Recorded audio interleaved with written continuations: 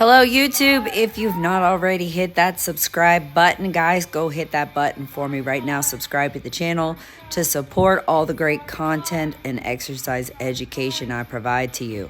So in this move right here, I'm making a star with my body, and then I'm pulling my arms and legs all the way into a crunch formation.